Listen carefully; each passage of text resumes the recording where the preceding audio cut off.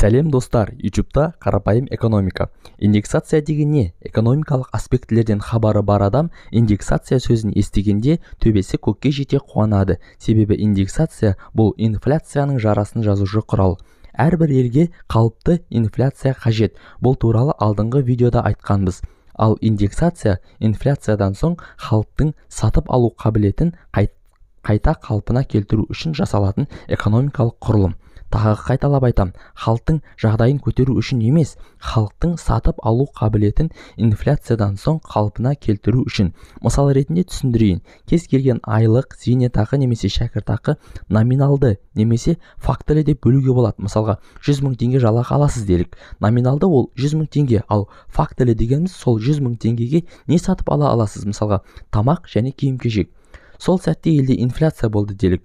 Біздің ел үшін қалыпты жағдай. Сонымен, номиналды жалақы өзгерген жоқ. 100 мың теңге сол баяғы 100 мың теңге. Ал фактілі жалақы өзгерді. Енді оған бұрынғыдағыдай көп тамақ пенен киім-кешек ала алмайсың. Міне осы тұста халықтың сатып алу қабілеті түседі. Ал бұл билікке тиімсіз, себебі экономикалық белсенділіктің түсіп кетсе, мұның соңы кризис. Сол үшін халықтың сатып алу қабілетін көтеру мақсатында индексация жүргізіледі, яғни айлықты, зейнетақыны немесе шәкіртақыны көтереді. Себебі сіздің шығыныңыз басқа біреудің пайдасы. Ал кәсіпорын жұмысшылары ше? Кешіріңіздер бауырлар, бізде ондай заң жоқ. Оны жұмыс беруші менен жұмысшы өздері шешеді. Сонымен халықтың тұрмыс деңгейін ең болмағанда сол деңгейде қалу үшін неше пайыз инфляция болса, сонша пайыз индексация болу керек. Мысалға, елде инфляция 10% болса, индексацияда 10% болуы керек. Сонда фактілі тауар бағасы 10%-ға қымбаттайды да, жалақы 10%-ға өседі. Қалтаға ауыртпалшылық түспейді.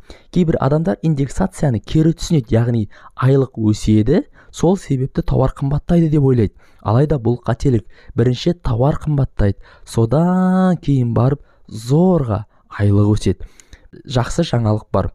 Биыл 2022 жылдың маусым айынан бастап зейнетақы менен жәрдемақы 4%-ға индексацияланады, яғни 4%-ға өседі.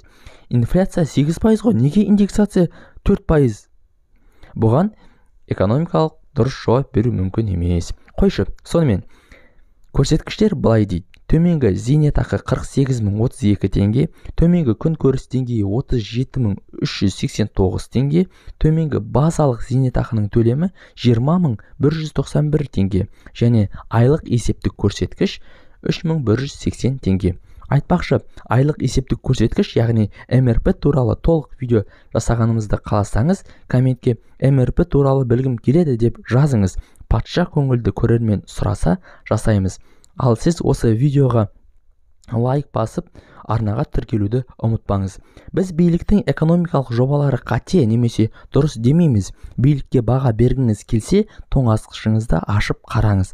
Содан соң рахмет саған президент дейсіз бе, әлде боқтайсыз ба, өзіңіз білесіз деген жақсы сөзбен видеомызды аяқтаймыз. Ал сіз арнадағы басқа да видеоларды көріңіз. Біз пайдалы контент жасаймыз.